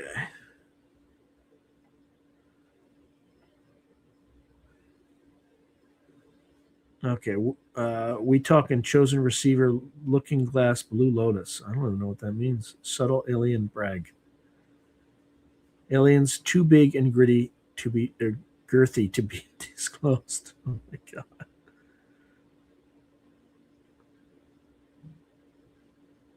What are you imbibing to be brawn flatulating like this? I don't know what that means. I would love to see the real UFO file, not the CIA, but fair, Swede. All right, Drift Speed, tell us what it's about. What's in the real file? Hey, Justin Miller, good to see you. I don't know what that means. All right, so Suede 618 is saying I've reviewed a lot of UFO targets and it gets way crazy, way fast. Yeah, probably. Okay. So Drift Speed is saying we've been finding brains, man, up in jars, all up in the mountains with wires and all types of ish connected, making them alive still, and they just leave them there, just pulling strings. That sounds like an H.P. Lovecraft story, actually. Um, what's it called? It's a specific story where they have like brains in jars. Yeah, classic Monoco Plus. That's right. The images, the images. Let's see.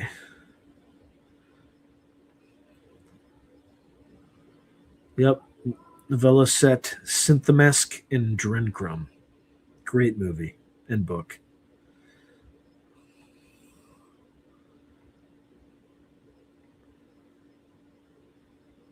Okay.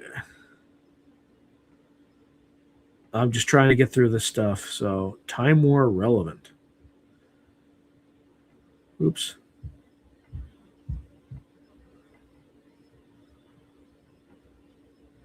Put concrete egg full of waste in a cave. Uh,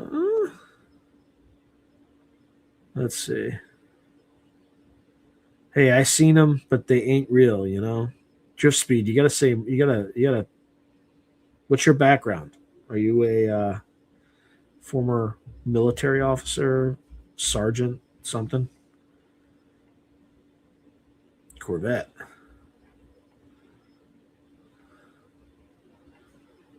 Hey, Spiritual Ascension. Good to see you. I don't know about all these aliens ish. There are definitely some invisible goblins who are unchill as. Yeah,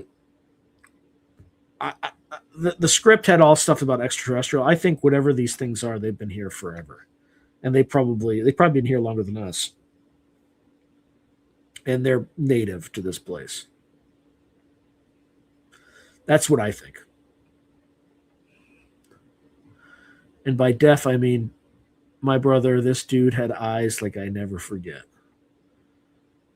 Ninjas versus phenomena. Thanks to let US Expat. Hit that like button. Do you have to get out to do that? Let's see. Let me out, let me in, let me begin. Yeah. Yeah. What's that? House of Pain. Orange door hinge. Oops. We're gonna have free energy by 20. I just saw a video of I don't know about that. There'll be a lot of deaths before we have free energy, I'll tell you that.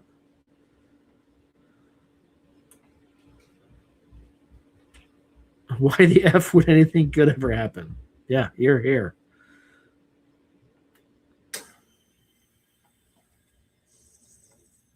Okay. Yeah. I think you said last week that the US will be a US territory or something like that within 10 years, right? Yeah. Yeah, I think that they posted the remote viewing. They don't show it, and they edited it so it looks like I'm constantly interrupting the viewers, and then people were complaining that I'm constantly interrupting the viewers, even though they just cut it. But yes, what we saw was it was like an organized transfer from the UK, like royalty, to the United States in an organized fashion, like a change of command sort of thing. But you can already see the outline of it, right? Where Alberta and Saskatchewan are talking about seceding and all sorts of stuff like that. So, okay.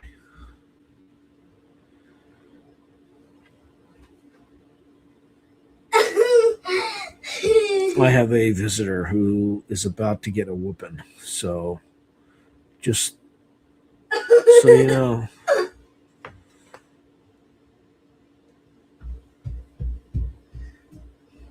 All right. Sorry, I had to communicate without words.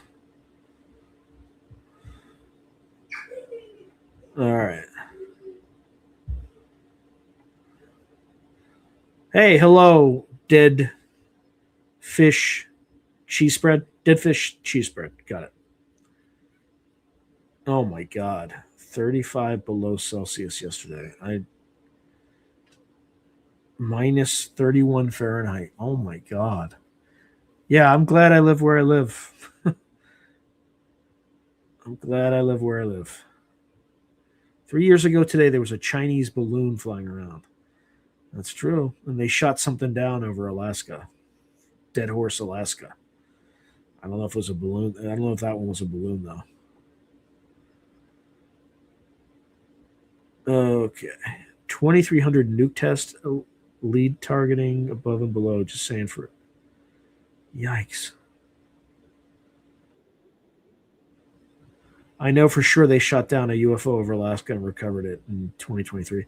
So I actually, on this channel, I did a remote viewing project, and it just said when was the last U.S.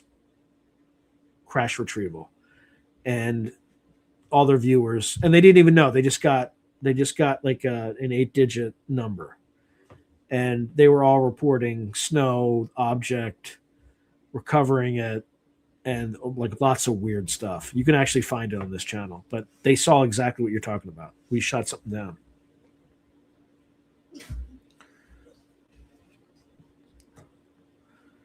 All right. So over like Dead Horse, Alaska is what I remember.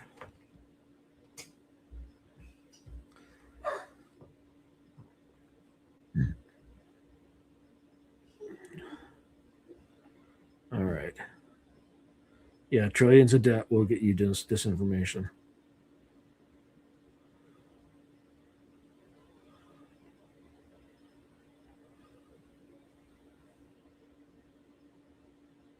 Yeah, or it was just an innocuous balloon. Okay. The rebellion against the heavens is predetermined.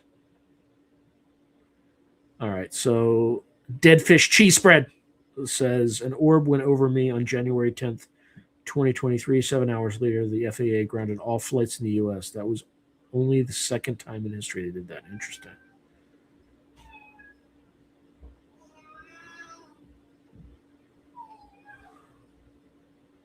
Okay. Oh, interesting. It didn't take 2,300 experiments to prove the tech. It took that many to force a crash through atmospheric disturbances.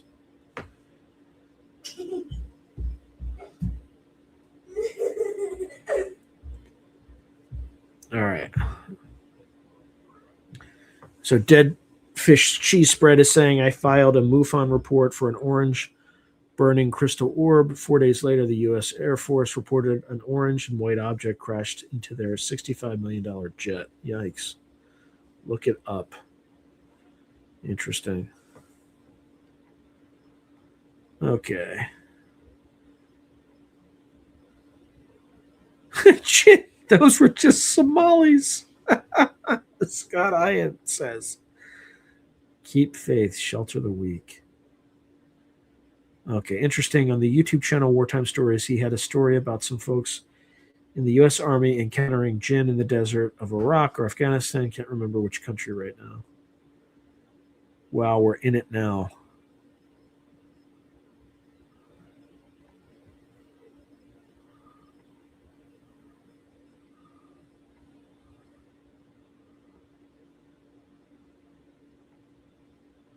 Okay.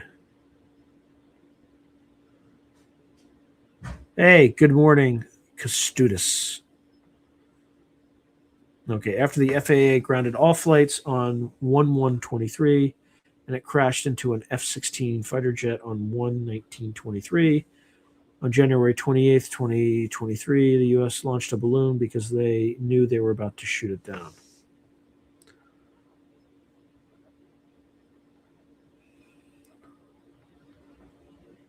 Huh.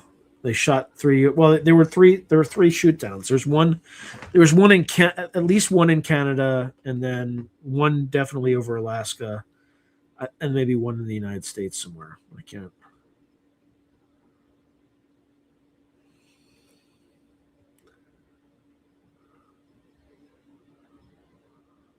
Hey, snooze kicker. Good to see you.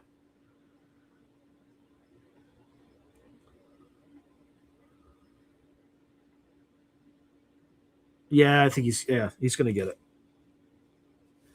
My fraternity brother is the U.S. ambassador to Denmark, and I look at his Facebook page, and it's basically all smiles and like glad handing with the Danes. Oh yeah, yeah. On Patreon, that's actually um, this month's video. Like the February, not this month, but February's video is the first one. Ontario's Sasquatch. So that's with Mike Patterson. That's a good one.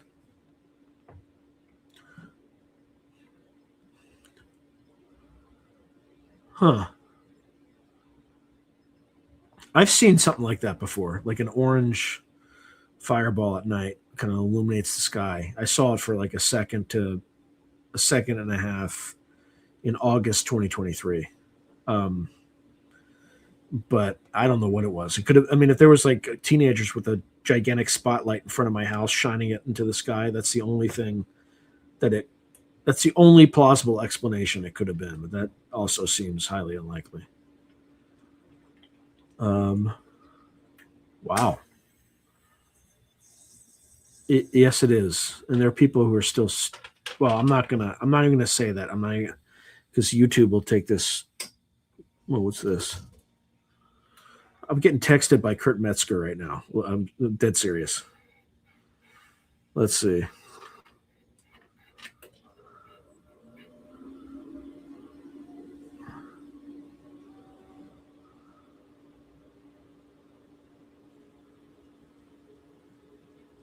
You know, you weren't meant to look at this inverted. Does that look like any? I mean, it's lamb, but oh man,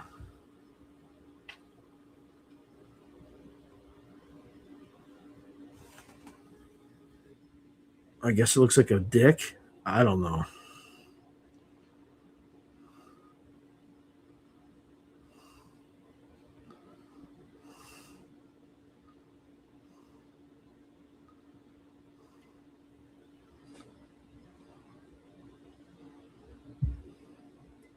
Anyway, I probably shouldn't have shown that because it does kind of look like that. Uh, yeah, I think Dead Horse is near Prudhoe Bay. I think. I don't know. I don't know my Alaska. Would also explain global warming and fake global warming. Yeah, it would. Oh yeah, yeah, yeah. They'll launch a balloon to like cover it up, right? There's not been a rebellion.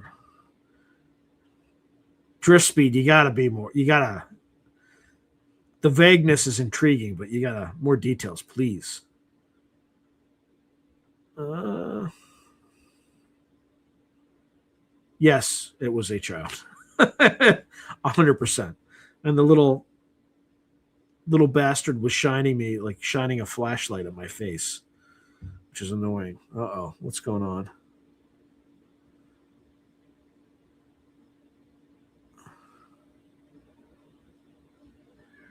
Oh, good lord.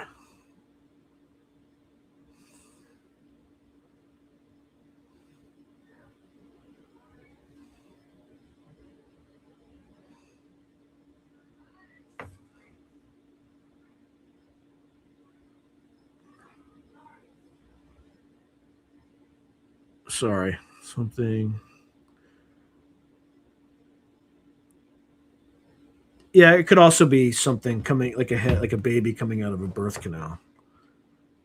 Which I'm not going to use the V word, but you get it. Deep, deep in. In the beginning was the Word, and the Word was God, and Satan obeyed the Word to a T. Did he rebel? Maybe. Probably a soundtrack. I can't imagine a child is crying and someone's staying on a stream. Oh no, he wasn't crying. He was laughing. He felt no. I didn't hear that. Okay,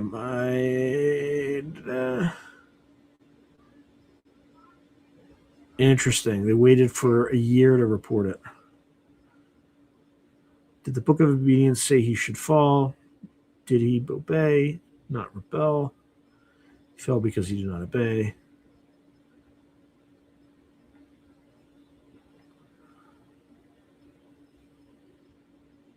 Yeah, mine was about. It felt like it was like 10 feet ahead of me, 10 feet above me. But it was so fast, I processed it afterward. I have no idea to this day what that was. You did not obey. All right, you guys are arguing about theology. I'm not gonna. Yeah, Kerp is the greatest. Kerp is the greatest. Um, yeah, he's still texting. It's so weird, man. I'm telling you, I'm not making it up. I mean, weird in a good way. It's just surreal. Not weird. It's surreal. Um, yeah, it was definitely Aleister Crowley's sketch. Yeah. No, he does. He he texts his friends like that all the time. There's nothing specific about me. It's just the way he communicates. Um, eyes move on Lampick. Oh boy, that's creepy. Yeah, Kerp is amazing.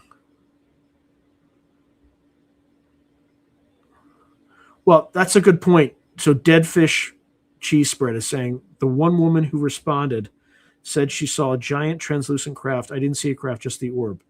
So that's one theory about these orbs. They could be. We were talking about jinn, which are beings of smokeless fire. They could just be like one element of this is they're plasma beings, and plasma beings might be able to basically hijack your consciousness and show you what you want to see. That's why some people, when they see these things, people report different things, even though there's only seeing one thing. Like they'll report seeing something, there'll be a picture that shows something else, etc.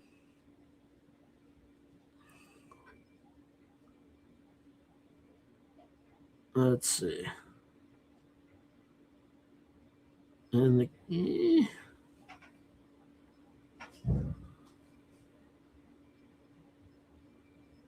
yeah, let's see. Yeah, as did what I saw. It was like it was super fast. Like it was just a second to a second and a half, and it was below the horizon by the time.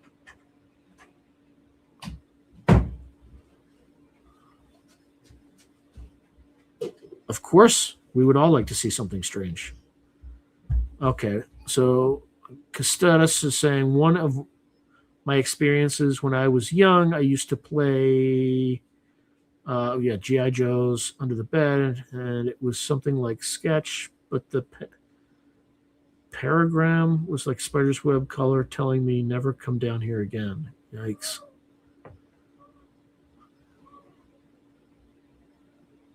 Yeah, just put your in the comments. Put the link. Put the link in the comments so people can check it out.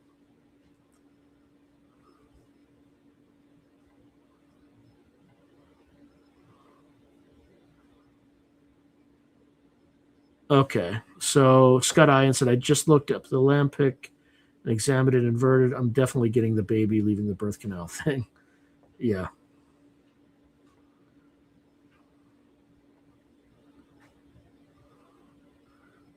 yeah, and it's kind of not even subtle. Oh man, it's already 9. Good lord, that shit, that moved fast.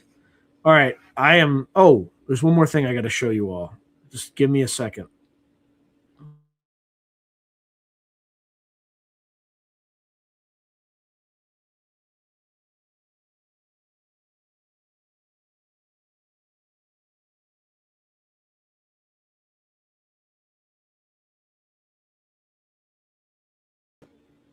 All right, I got a shill. Although this is green, so it's going to be like uh, you'll probably see through half of it. But yeah, you can see. All right, so I have a book that just came out. I don't know how to, because it's green. It literally goes right through the thing, but it's called Nazi Cocktail because I use the Yahtzee word, the bad word. But it's like, it's not Nazi good guy. It's Nazi bad guy, communist bad guys, all that stuff. But I will read the back really quick.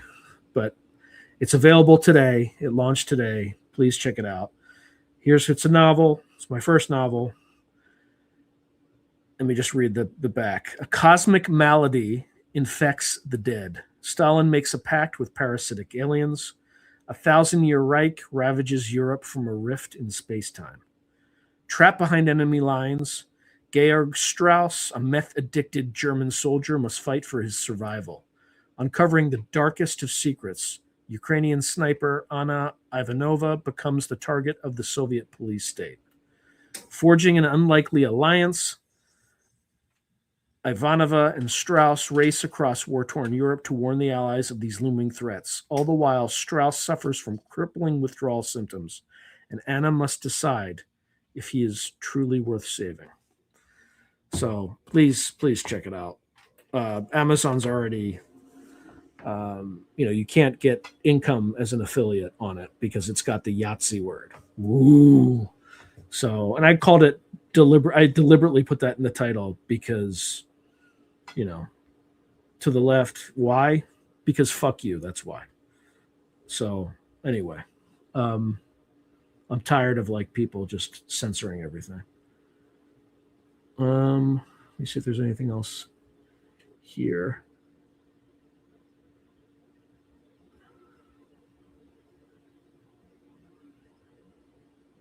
Okay, I'm just going to go through.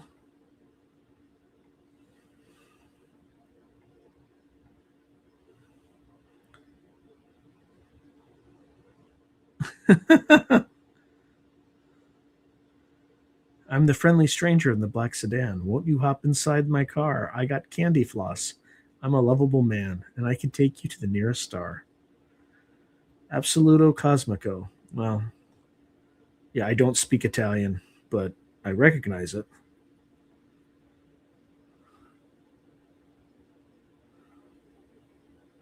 Okay. All right. Good night, everyone. God bless, and I will have a great rest of your weekend, and I will see you next week. Cheers.